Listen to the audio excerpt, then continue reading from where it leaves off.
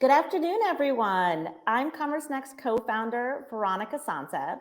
And for those that are new, Commerce Next is a community, event series, and conference for marketers at retail and direct-to-consumer brands. And on behalf of my fellow co-founders, Scott Silverman and Alan Dick, I want to welcome you to today's webinar. Our topic for today is creating a seamless e-commerce experience across the customer journey. And this webinar, we're going to cover everything from e-commerce site optimization to creating sticky e-commerce experiences to making omnichannel seamless. And we're also going to learn how composable commerce makes all of this much, much easier. But before we dig in, I want to walk through a few quick thank yous and announcements. So first, I want to thank Fabric. Fabric is our sponsor for today's webinar, but they've been an amazing thought leader on all things headless commerce, and it's really great to have their expertise on this webinar. I also want to thank our amazing speakers, Lisa Walsh, SVP of Marketing and Customer Service at Boston Proper, Joel Layton, Vice President of E-commerce Marketing and Digital at Shinola, Nick Kaplan, Chief Growth and Innovation Officer at Sadia Group, and Ryan Bartley, Chief Strategy Officer and co-founder at Fabric. This week's speakers have leaned into creating a seamless e-commerce experience and have a lot of insights that they're going to share today. We'll also be sending our speakers thank you gifts via our gifting partner Gift Now as a small token of our appreciation. The good news is we're also sending 5 audience members gifts as well. So those are for the folks tuning in live. We will be randomly selecting 5 people from this group to receive a gift. And I apologize in advance for anyone who is watching the replay. So our Commerce Next Summit is coming up. It's on June 21st and 22nd. We certainly hope you will join us. We have a pretty amazing speaker lineup for our e-commerce growth show. Our speakers include Charlie Cole, CEO of FTD, Angela Clark from Patagonia, Craig Brommers from American Eagle, and Raphael Ilishayev from GoPuff, and many, many more. The summit is going to cover a wide range of topics, everything from setting up shop in the metaverse to scaling TikTok influencers, to digital leadership and organizations for the next wave of growth. This is, of course, in addition to our usual marketing and e-commerce topics. You definitely want to be there. You'll see the registration link in the chat, but of course, you can find out more at commercenext.com as well. And then our next webinar topic is modernizing customer engagement like a Jedi Master. It is actually on May the 4th at 2 p.m. Eastern, 11 a.m. Pacific. It features WW, Keen, Home Chef, Gift Now, and our very own Jedi, Scott Silverman. So you don't want to miss that. We've added a link in the chat, but you can also go to commercenext.com to learn more. And then hopefully by now you've heard our podcast, but our most recent podcast features Sarah Turvo. She's the CMO at Ecommerce. Sarah has a unique background. She's talking about her career journey from PR into the CMO seat, which is a pretty unique path for CMO. She's also been executing the Express digital transformation as part of their Expressway Forward strategy and shares a little bit of her experience in that. So you can learn more at commercenext.com or wherever you get your podcasts, including iTunes, Stitcher, Spotify. Then if you've missed any of our past webinars, any of our summit sessions, we have a wealth of videos on our YouTube channel. You just go to youtube.com/commercenext. And I really encourage you to follow us so that you get notified when new videos are added. So for those that are new, just some quick housekeeping. First of all, don't worry if you miss anything. We usually have the replay available by the next day, and you can watch anything that you missed on replay tomorrow. I'm going to quickly show you where everything is on the big marker screen so you know how to use it, and then we'll get started. So the panel on the right-hand side, that's where all of the interactivity happens. So that's where chat happens. You're probably chatting with Alan about where you are calling in from. Or you can also use that to engage with the speakers and also the other audience members. But we have also Q&A, polls, and handouts, and I'm going to walk through each of those. So sorry, I already talked about chat. So if you have a question for the panelists, we really want you to use the Q&A tab and as opposed to chat. And the reason for that is in the Q&A tab, when you enter the question on the bottom, you then have the ability to upvote questions, and that helps me prioritize which questions I should ask the panelists. So use chat to engage with other audience members and just share your feedback. But if you have a real question, put it in the Q&A tab. And then finally, the handouts tab. So that's where you can download the slides from today. And for anyone who's watching that replay, that link is on the bottom of your player. So today's agenda, we're going to start with a presentation on seamless e-commerce experiences by Ryan Bartley at Fabric. Then we'll have audience polls where we ask you questions. And then finally, we'll move into the panel discussion with Boston Proper, Shinola, and Sadia Group. So with that, it's a pleasure to have Ryan join us. Ryan, welcome. Hi, thank you, Veronica. And thanks everybody for joining. I'm going to talk a little bit about seamless e-commerce experiences across the customer journey and what we see at Fabric as we get to work with many companies through various different business models, from B2B companies to retail to direct to consumer, wholesale, international.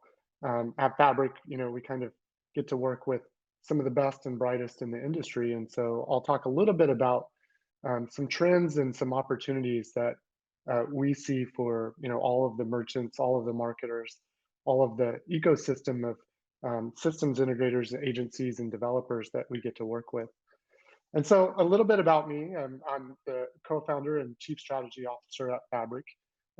My background has largely been in large e-commerce businesses, working in global settings and working at scale. And so really building advanced commerce capabilities and bringing them to the rest of the market is kind of the DNA of Fabric. With that, we get to spend a lot of time with companies and customers. And what I love about e-commerce or digital commerce is it's just a never endless sea of change. And that can be challenging. I know as an operator in the past, you wake up Monday morning and you're like, oh my gosh, my shipments haven't came in, and we're going to have to make adjustments on the fly. And so the positives and negatives of being a retailer or being a direct-to-consumer company is very exciting and also very challenging on a day-to-day basis. And so what gets me excited is just recently with some new product investments that Fabric has made. We have a marketplace product, and we're seeing leading brands use that marketplace product for a different range of opportunities. And so essentially what the product does is it gives you on-demand inventory. You connect directly with a cohort of suppliers who supply products. However, they keep the inventory in their locations. And so you remove the risk of buying that inventory and storing it and hopefully, doing well selling it. And we're seeing companies that are using this for various reasons to extend their range, add new product categories without the risk of buying those products. And also, just recently we're seeing companies utilize that as well as kind of a hedge against some of their stockouts and supply chain issues to give replacement options or variations of products that they may not have in stock today, but they can still offer a similar product and service, again, without that inventory risk. So very exciting to see how companies are using that new marketplace capability and connecting with the world's vendors. One of many things that keep me up at night, obviously with the macro economy and what's going on in the world, there's a need for companies to continue to build out innovative and differentiated experiences. However, in the past, what I found is, there's been technology limitations. One of the reasons why we started Fabric is to remove that limitation. And really what we hope is at Fabric, we can give commerce capabilities and in an open commerce platform where, we work nicely with others to compose experiences. And you can then use your resources instead of doing a low level kind of commodity work. You can use those for the really innovative experiences and capabilities that you may have. And so every day we think about how do we enable the merchants and the marketers and the inventory planners, site operators, developers, to do their job better and at scale. As we go through today's discussion, obviously there's lots of kind of buzzwords in the industry: headless, modular, composable, configuration versus customization. The list goes on, and we have to kind of simplify those and talk about them. So if anybody has questions, feel free to ask. But I want to jump right in and talk a bit about how to build a seamless experience, and what are the key capabilities and components that you as a leader in commerce need to be thinking about or investing in today. By and large, as we look through all of the feedback and data, it's clear, and this has been clear for a long time, that customers expect a great brand experience from your company, and that brand experience needs to be seamless across channels. And I always laugh at stats like this: 9 out of 10 customers want a seamless omni-channel experience. I always wonder about that one. What they truly answered, but it's very clear as you look at the data across many different companies. Your best customers interact with you in various different ways, and so you have to present to them a common and unique experience across all the channels and all the touch points. And one way of thinking about that and investing in that is really thinking about, how do you build a cohesive brand and brand experience to differentiate your brand and to craft your unique content. And I think this is really important. If you think about a consumer today, they have a world of opportunities at their fingertips with online commerce, and they have many different options that they can now see. They have product transparency and price transparency across marketplaces and across other brands that may be competing against you. And so the companies that we see that are leading forward are really investing in building out their content strategies to talk about their community. I like to say the end of direct to consumer, or D2C, and the start of direct to community. And how do you build that community? Well, you have to start to talk about your content.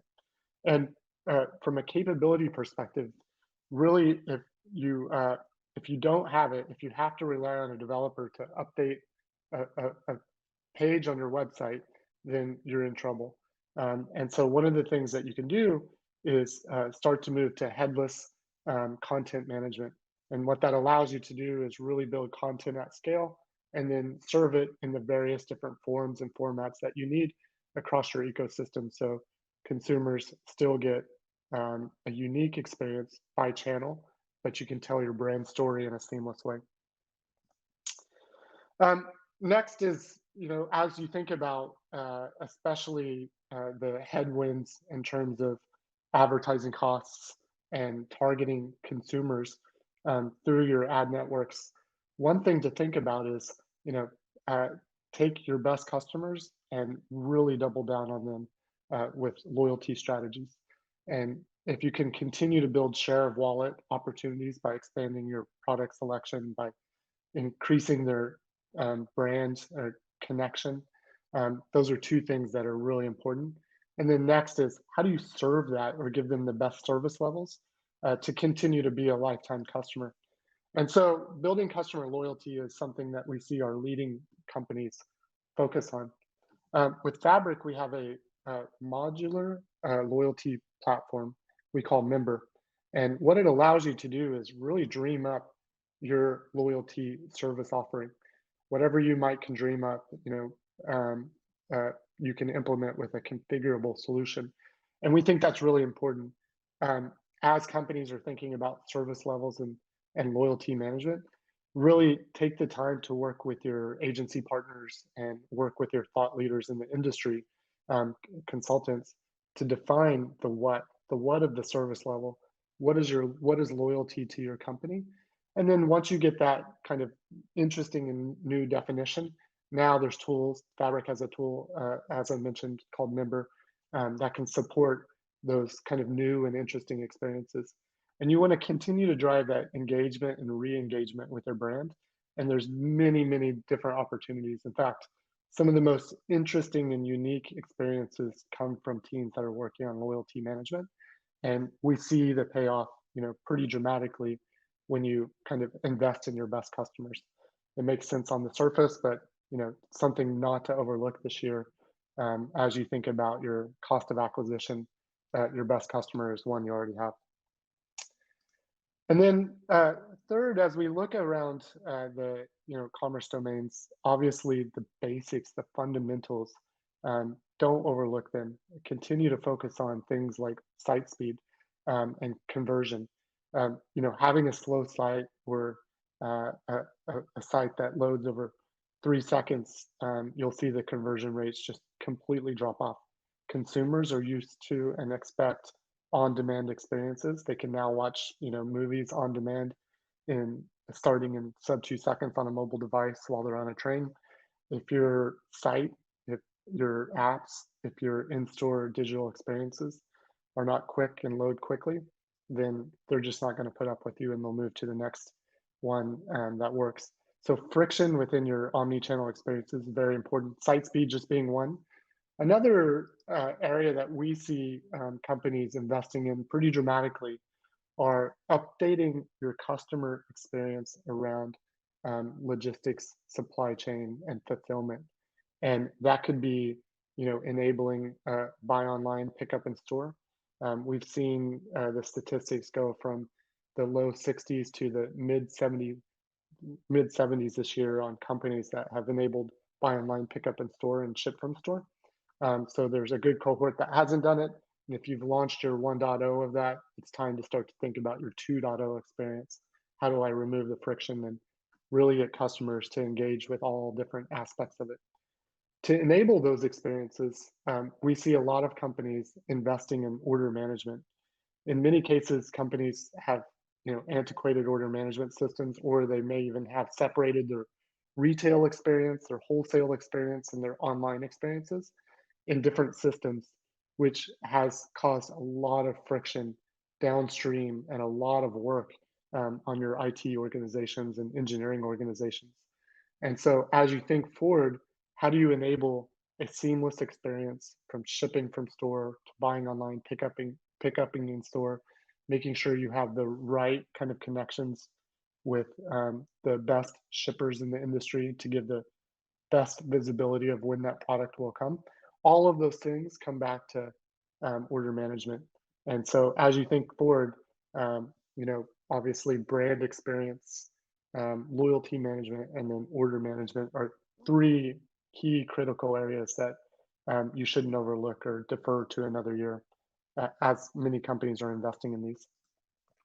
So it's very simple and seamless flywheel that, if you're looking to build seamless experiences across your business, I highly recommend really start with your brand and really double down on content and think of yourself as a content creator and a community builder. And that community is going to be very important as customers, like I mentioned, have alternates that they can go shop and get. Second is then the convenience of how do I get my items? How do I understand my products and services? And how do I get that cohesive 360 view of myself as a shopper and all of the activity that I have across your different parts of the business, all the way from customer service to your retail employees to your online merchants, and really thinking about order management as a core need to upgrade. And then last but not least, as you're serving these new and customers in a great way, you need to think about that service level that you can continue to iterate on and make them loyal customers, because again, the best, most profitable customers are the ones that you already have, and the ones that are really looking across um, your different touch points of your company. So with that, obviously, Fabric is here to help in all of these domains and many more as well. And we're excited to continue the mission at Fabric to support the merchants, the marketers, and the developers of all the companies out there that have been constrained by technology in the past, but now can get that same level of capability and service that only the largest companies in the world, like Amazon, have had built. Now you can have the same thing and move at the speed of the customer experience that you have to keep up with and the speed of change that is happening in the industry. So with that, I'll hand it back over to Veronica to kick us off to the next session. Awesome, Ryan. Thank you so much. So I'm going to quickly move into polls, and then we'll go to the panel. So let's kind of tab right through. One second, guys. Just quickly, for if you're looking, once I launch the polls, if you're looking for the results, you'll see them in polls/open and or /close when they're closed, but as they're ongoing, you can see them in open. So our first question is, how would you grade your e-commerce experience from an ease of use perspective? And the options are: A, our site is seamless; B, our site is good but has some areas that need improvement; C, our site needs work; or D, our site needs a fundamental overhaul. Lots of responses here. So it looks like the majority of you are kind of in the B and C camp, although 14% did say the site needs a fundamental overhaul. But it seems like the remaining group is kind of split between good but needs some work, and that is great, because hopefully you'll learn some things on today's webinar that will help further that. All right, I'm going to move to the next question, which is, what areas of your e-commerce experience need the most attention? And here you can select multiple answers.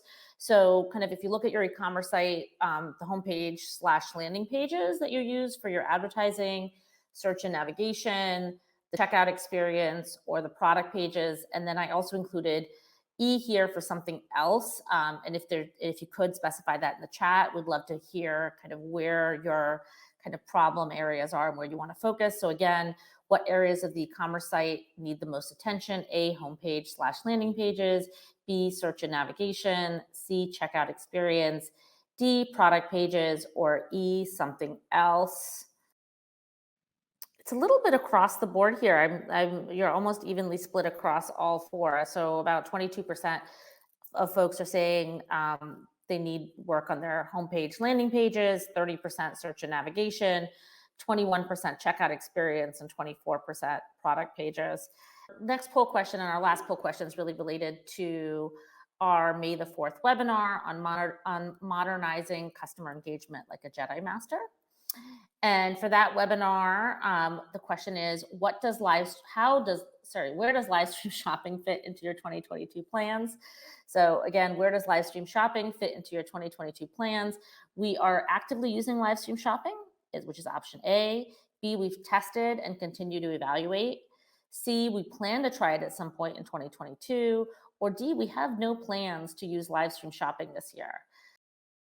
Wow. Okay. So the majority of folks have no plans to try live stream shopping. I'm seeing that is about 65%. There's a small number, about 7%, that are actively using it. 12% have tested it and continue to evaluate, and about 17% plan to test it. So it makes sense. It's new. While I feel like people are talking about it a lot, I think it's still early in the process. So with that, I am excited to kind of move into the panel portion of our webinar. So we're going to bring on our panelists.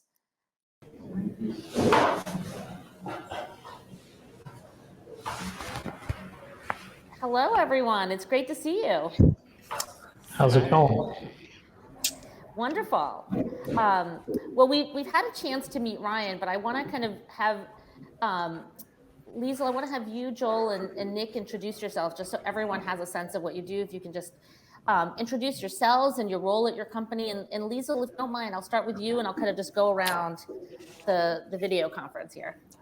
Sure, no problem. Liesl Walsh. I'm the SVP of e-commerce, customer experience, and marketing at Boston Proper. For those of you who don't know, Boston Proper is a company that is focused on women's apparel, really redefining age-appropriate fashion. We're 30 years old. We were a legacy, came from a legacy of catalog, and have translated that into a very current e-commerce experience, but with still a heavy leaning into catalog as our print advertising vehicle driving us. We also are not, we're not in stores, but we do a fairly large percentage of our business, on a meaningful percentage of our business over the phone from customers who are shopping from the catalog and the web both. So that's our way of thinking about omnichannel, but we're really, everything goes through our e-commerce engine at this point. Awesome. Joel. Yeah, hi, Joel Layton, Vice President of E-commerce, Marketing, and Digital for Shinola. We are a classic American brand specializing in watches, timepieces, clocks, now leather goods, jewelry, making our way to expand the entire omni-channel presence across e-commerce, pure retail, wholly owned retail, and wholesale. Wow. Yeah, I've noticed you guys have really been opening up stores recently, which is kind of neat to see. Nick. Hey, I'm Nick Kaplan. I am the Chief Growth and Innovation Officer at the Sadia Group, which is probably the biggest company you've never heard of in our space. We are what I'd sort of call family office, private equity investors that have created an end-to-end platform from sourcing and factory logistics through brands. Some of maybe like Lord & Taylor, New York & Company, Fashion to Figure, Aquatalia, amongst 14, all the way through real estate and distribution. And we have rental as well. So super excited to be here. And this is a topic that's very near and dear to my heart. Awesome. We're thrilled to have you all on this webinar, and I want to start by kind of thinking about the customer journey, because obviously not all customers have the same journey, and some customers come to, it's easy to think of our site right from the homepage on, right? Does the story make sense? But a lot of our customers don't come in through the homepage. They might come in through, an ad. They might come right to a product page. They might come to who knows, a landing page that you sent them to. But what have you done to optimize that e-commerce experience for the different customer journeys, and how are you ensuring that you're telling your story correctly no matter where customers are coming from? And Lisa, I want you to start with this one because you have an interesting business with the catalog side of things.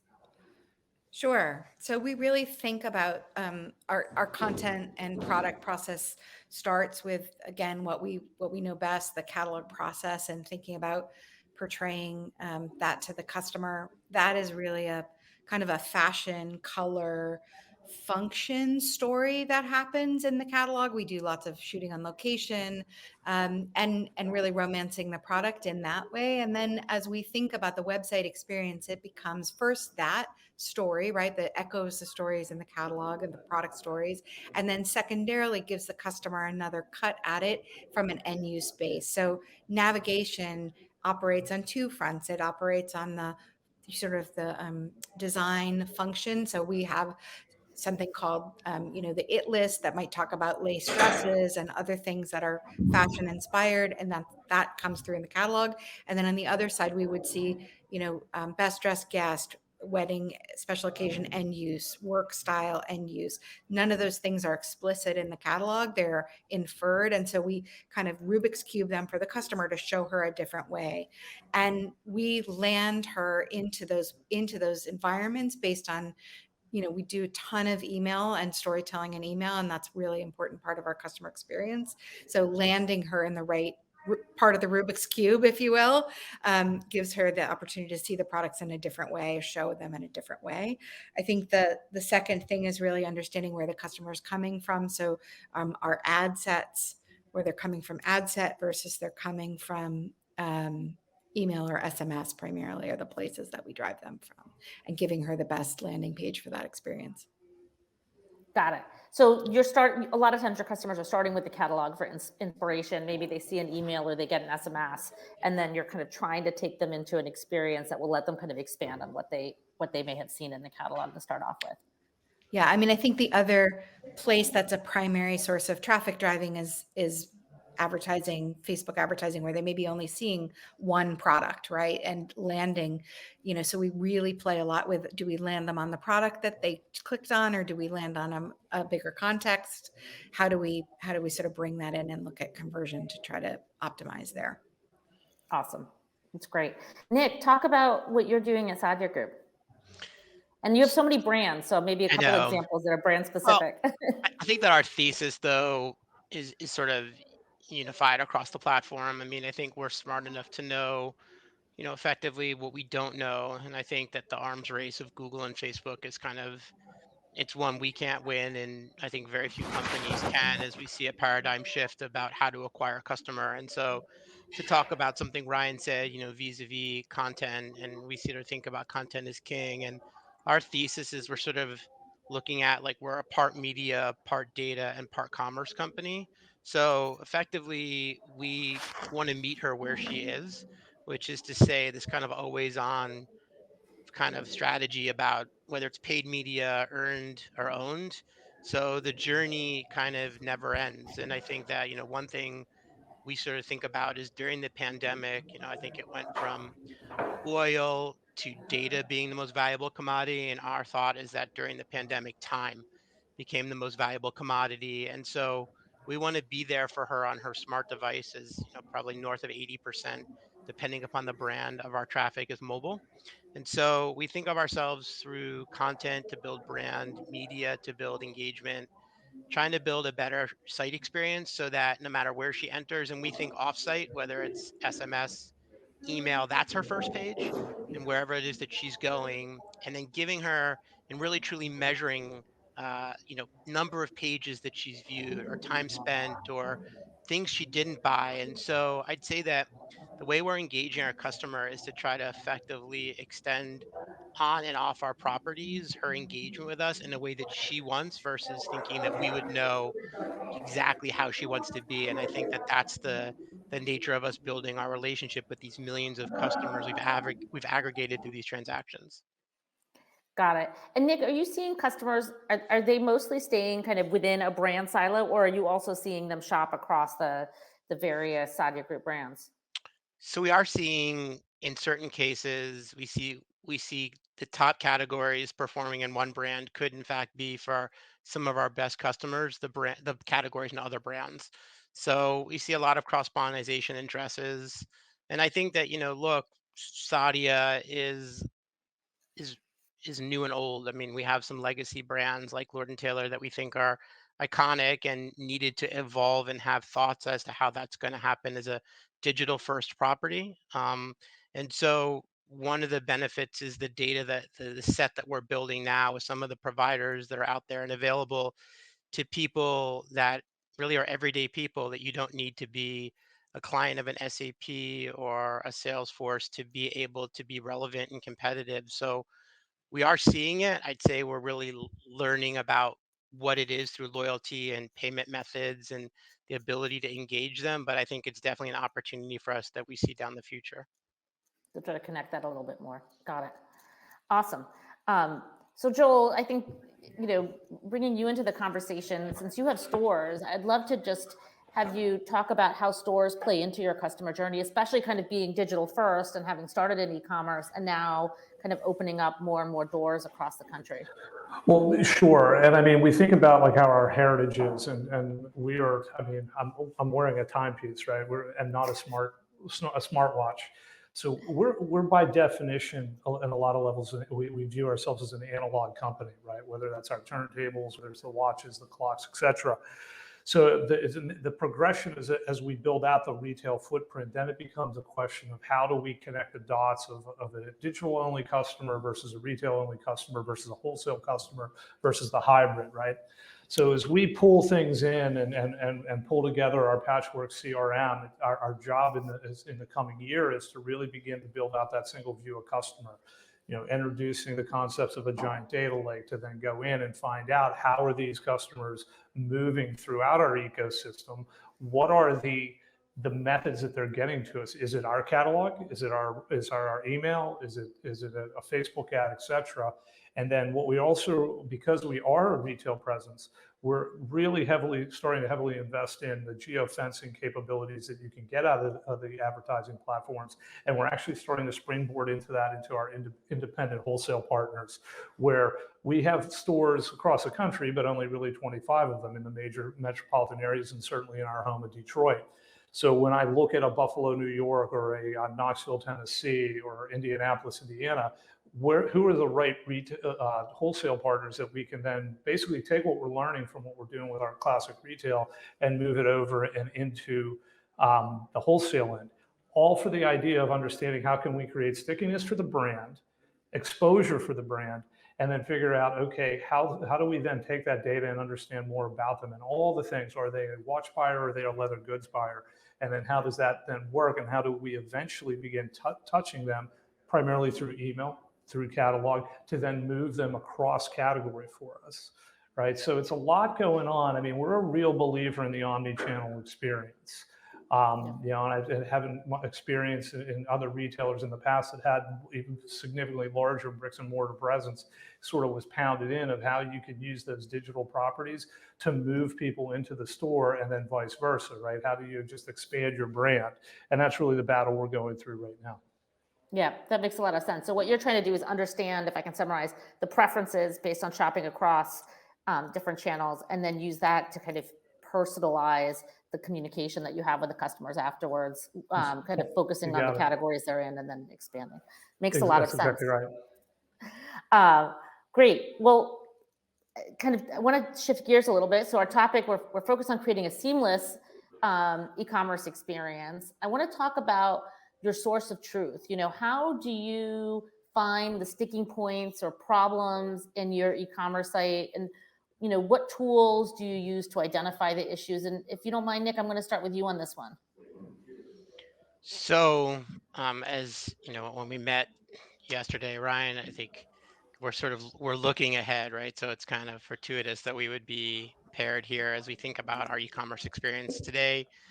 We're on a mixture of Shopify and legacy ATG Oracle, and as we contemplate what the future holds, this is actually a big issue for us, which is our sites are vast. I mean, New York and Company, Lord and Taylor have really significant product catalogs, and so I thought it really interesting at Chop Talk to see some of the solutions out there that are available to understand where the drop offs may be. That we all have those panic moments at 9 p.m. when your conversion should be over 2% and it's like 0.9%, and you're panic stricken, like what's wrong?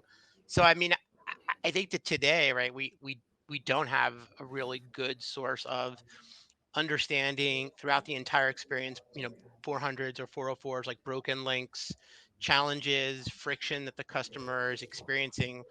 We've implemented some really new cool tools with like outbound SMS to customers, asking them, to pick up, like it's called concierge with our SMS provider called Attentive. That has uncovered some things.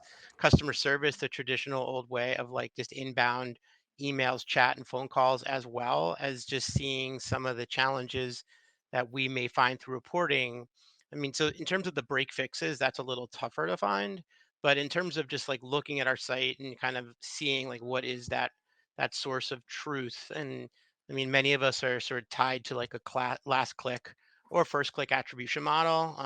We implemented recently a tool called Measured, which I think a lot of you guys will know from an incrementality perspective. That has really helped us from an identification of real true productivity. Thinking things like email or SMS that are so incredibly productive on the last click ROAS actually aren't as productive as we think, or triggered solutions. So we use a combination because we're a little bit of a bigger company with some inheritance of Adobe, some Adobe products like analytics, as well as Google products. Because free is such a powerful thing to have the free, but we use Google, and then we're also looking through a bevy of other site metrics to sort of tie it all together to understand like where our opportunities are, and to say like to kind of talk to the analog comment. I mean, I think from our perspective in the digitization of the world, from old right, when we were at New York and Company, our omni customers were 5x more valuable than both single channel customers, right? We all know that. I'd say that where we're seeing things today is not just from the convenience and the time saving aspect, it's information and data. And so, we know, and maybe some of our merchants actually are listening on the call to be nice to me, but, I was a merchant once too. And I'd say that rather than a human knowing what a color is going to be, what a bestseller or worst seller is, I've made this analogy before. We really look at things from a box office perspective, right? I can tell you if we launched something an hour ago, the likely nature of its success or failure based on the analytics we can procure from that will tell us now versus in a week from now when we're doing a recap to what's a bestseller. So I'd say that like our source of truth is the metrics we're generating from the site itself as to how we're pulling that data out and partnering with people like Ryan or other providers as we build better ecosystems that are more accessible to the small and medium sized businesses is what I think the future holds. And I think that, that's the benefit today, whether you're a mom and pop or a legacy business, you have access to real-time data. Anyone can go get Google BigQuery. It's not super expensive and create the data like Joel talked about. You don't have to go to a big provider like Snowflake or one of the other guys. So I'd say like there is no one thing we look at and say that's the source of truth. It's a combination of sort of checks and balances, but largely driven by the things we can lift off of our site and from the OMS. Got it. Joel, how about you? What are you looking for? What are you looking at?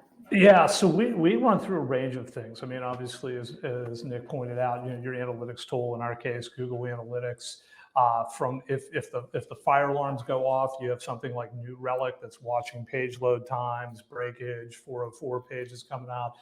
Certainly, from a user experience standpoint, you use something like a Hotjar to do the heat maps where you see in the breaking, whether that's up at the home page, whether that's down in the checkout flow. And then I love the analog reference, right? Our customer service is invaluable.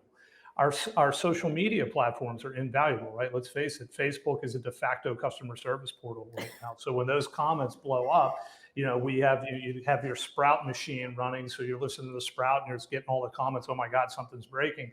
So we try to then be fleet of foot as we look at all those.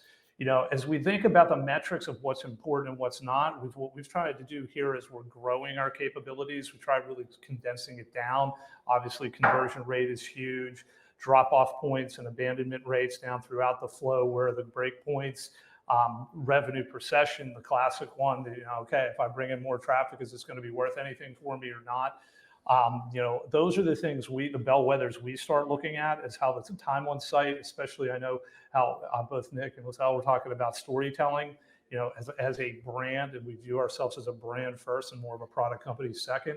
It is about storytelling. We turned on an entirely new blog that's getting deeper in that. We're starting to really introduce video. So how long past that first 6 seconds is someone watching a video? How long are they staying on the page? And the more storytelling that we can do to create that engagement, right? Because at the end of the day, it is all about customer engagement and trying to replicate the factors that we see in store where an associate can, look and feel and touch and converse with the human and with the guest. How can we get that digital guest to feel a similar thing in a more digital platform? So those are, just thinking about that. Those are the things that we're thinking about. I mean, it's every day. Nick mentioned, 9 o'clock at night, why is conversion down? Exactly right. And how do we look at it? Now, the interesting piece that makes it that we take it even further, or I think we focus even more. We're not a discount retailer, and we never will be. So when you're looking at moving luxury goods, that potential, our traffic isn't what maybe a Lord & Taylor would be, but then now it takes a look at, okay, that means every extra visitor we get is that much more valuable because we can almost refuse to. We can refuse to lose them. So using some of the tools that I mentioned, it is about taking a look at the robustness of where our pivot points are. And then, of course, from visualization to allow everybody in the building to understand what's going on the site. Break out your Tableau, break out your Power BI, what have you. And that's kind of the thing. That's the ecosystem we're beginning to build here. Awesome, Joel. That's so great. And between you and Nick, you also mentioned a couple of KPIs that you look at, which include revenue per visit, conversion rate, which is one that I know a lot of people track, but I love also like how much time people are spending watching videos or on a page to kind of as a leading indicator of engagement. Awesome. I'm going to switch to a question for Liesl. And actually, Liesl, there's an audience question for you. And then, and that's a good point to kind of have me remind everyone that we do take audience questions. So if you have any, feel free to add them to the chat. But Philip Davies asked if the first few months of the pandemic, if you saw a migration of catalog customers who placed phone calls moving to online purchasing. Did you see? I know you are fairly recent. No, they were. Yeah, we didn't. The woman who orders on the phone. she just likes to talk to people. And what we have seen is it's a declining percentage of our business as our customers are increasingly coming from digital acquisition versus catalog. So she's just a little bit old school. She sees that phone number and she thinks, if she wants to ask a question or whatnot. We don't also have chat on our site right now. So it is really the only way you can easily live get the answer to a simple question. But to the prior topic, the call center is an incredibly important part of our customer, experience, evaluating our customer experience. We often hear from them first, hey, everybody's calling and asking what the fabrication of this item is. And we're like, oh, it's missing in copy, right? Like, so it's often a cue to go back and look at things for us. I love that. All three of you basically said, listen to what they're saying, and they'll tell you what the problem is in addition to the tools that you have. Yeah, listen, any way we can hear it. Yeah. And it will be interesting to see if the e-commerce convert, like if the phone call person switches to e-commerce transactions once you have chat and they can ask some of their questions that way. That's a really astute point. So let's talk about stickiness for a second.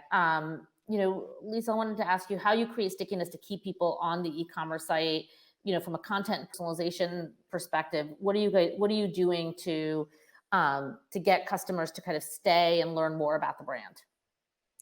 Yeah, I mean, it's really we've again leaned very heavily on the catalog to do our brand storytelling. We're trying to pull more of that into digital again as we acquire more and more customers who never receive the catalog, right? Or traffic that isn't coming from the book as a percentage as we grow. So it's really about thinking about carrying those stories forward that we invest in with our creative photography and whatnot, carrying them forward, using our words more. So it sounds dumb, but we really, again, we've heavily relied on the photography to tell the brand story. And it doesn't, the photography doesn't really register in Google search. It doesn't really register when we're kind of understanding brand attributes. So we've had to start to develop the voice more and then find places for that to live in the content on the site. So we call them shelf headers, but our banners and categories, really working on infusing more of the brand voice there. We've been using blog-ish kinds of things, but we really haven't had a ton of success getting a lot of eyeballs there. Really, it's a SEO play for us, but then again, using email is a really important storytelling format, and also just using words there. So, and then I think the last thing is using we call them promotion spots, but promotion spots to move her from, she's in dresses, to move her to special occasion dresses if that's what she's really looking for, and using a picture to tell her, like, what do we think a special occasion dress is versus just the words on the left-hand nav.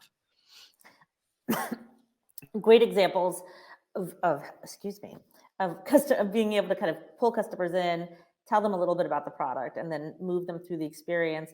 Ryan, I want to bring you into this conversation. How does Headless help brands create the stickier experience? You talked a lot about headless and composable commerce in the beginning, but like tangibly, how does it help in this area? Yeah, in a lot of cases, what we see is, the companies moving forward with their upgrading their technology from a brand perspective. They're adding or changing their front end, and that front end kind of architecture means CMS or a headless CMS, and then possibly your own custom or configurable front end experience, so you can get it exactly the way you want, as opposed to working on themes or kind of off the shelf experiences. And I see that being really important for growing or unique brands, because you have to again tell that story in the way that you need to tell it, and the way that your community wants to tell it with you as well too. And from a technology standpoint, if you have a CMS or a headless CMS that's modern, it really enables the merchants and the marketers to tell their story without the constraints of waiting on a developer to upload a page or make a change to an experience. You should be able to take all of the parts and pieces of your platform and be able to present that in however you see is the best merchandising way. So the tools now in the market and that are available, I think, are really interesting as you modernize your stack, because it opens up a lot of flexibility for marketers to be marketers again and merchants to be merchants again, as opposed to, you know, being held back or being constrained by the technology that existed in the past. Yeah, absolutely. And you don't have to use your promotional spots to communicate a message. You have a lot more flexibility as to where you can place them. Yeah, yeah. Um, The way to think about it is, if you're a marketer, if you dream it, you should be able to do it now with, you know, the current technologies that are in the market. So Awesome. So I guess speaking of kind of the experience, we talked a little bit from a content perspective on how people are creating a seamless experience. What apps, and Joel, I'm going to start with you. What apps are you leaning into to streamline your e-commerce experience? Oh, and you're muted. Absolutely, yeah. So, you know, everything from your standard, you know, site search components, whether that's a Bloomreach or an Unboxed, to make and allow for just more intelligent search responses rather than using, say, the core, we're a Magento shop, using the core capabilities out of your e-commerce platform can at times be dicey. So layering in a tool such as like one of those, you know, your recommendations engine. So whether that be a Certona, the old school Endeca, if you're in the Oracle universe, you know, trying to get those to pump in, starting to look at chat and introduce chat into the game. That's more for of a CX. I don't think we're quite ready to get it from a shoppability perspective. I have used some artificial intelligence in the past to layer that in to help the customer find what they're looking for. Those are the, you know, it's kind of sort of rattling off at the top. Those are the things that we're starting to look at, or things we're either implementing or looking at doing longer term. It's, you know, when I think about getting the shopping experience seamless and go, I mean, it's also, you can never forget your roots in this business, and that's, you know, your testing platforms, whether that be Adobe Test and Target, whether that be Optimizely, A/B Tasty. I mean, there's a jillion of them now. I mean, Google Optimize.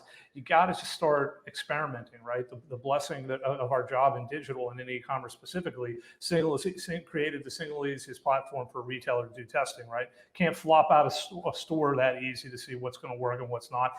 Tough. Once a catalog's printed, that's gone. So, but on my e-commerce site, theoretically, I can run a test or multiple tests every single day, or I can make my site look different every single day. So those are the kind of the ways we look at it, building that culture of testing, building that culture of optimizing, and then layering on the tools, whether it be a site search tool, whether it be a chat, whether it be a recommendation engine, to then further drive that through. And those are where our head is typically going when we go here. Then, you know, when you think of email captures and making that life better, do you get better response longer term with repeat visitors if you have their email? So like the Wonderkins of the world.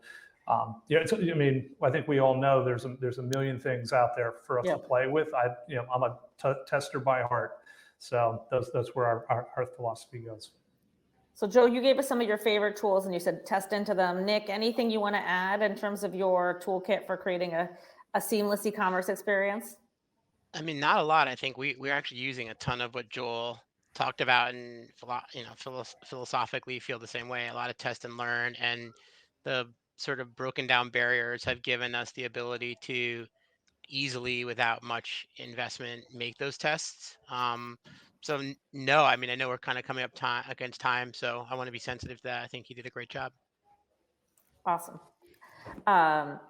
So, and I think, you know, what Ryan would probably say is Headless makes integrating apps much easier, but even on other platforms, I know a lot of us rely on apps to help kind of smooth out the bumps in our current e-commerce platform.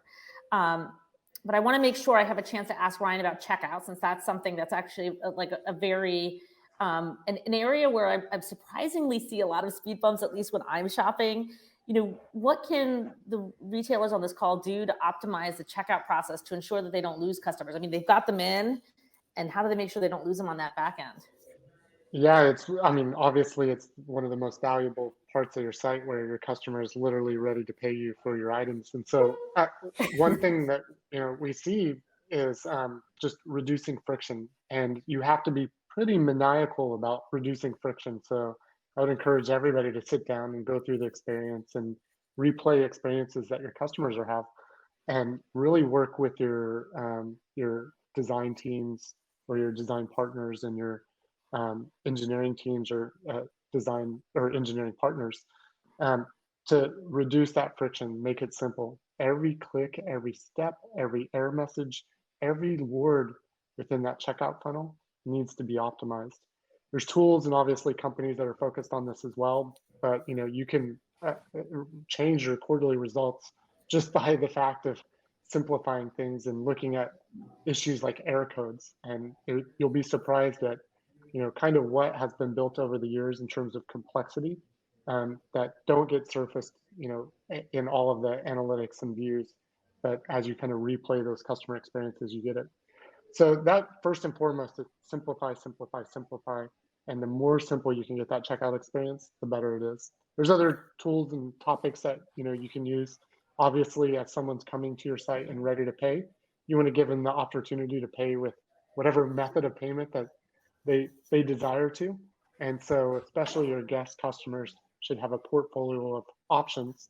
And then as they kind of become ingrained in your brand and repeat customers, then you want to give them the most seamless kind of next experience where, again, they just don't really have to think to actually pay you. Just Awesome. to add Oh, something go to ahead. that, I mean, as we think about our platform of the future, this is the biggest item in our consideration set, and I think it's the biggest sort of historically thing we haven't thought about. And so I think as you look at Shopify and then you look at Headless, because I think that's kind of what it's kind of boiled down to at this Yeah. point. I mean, that's really what it boils down to is, um, you can really do a lot in Shopify with content and delivering it. What you can't do is really change the checkout.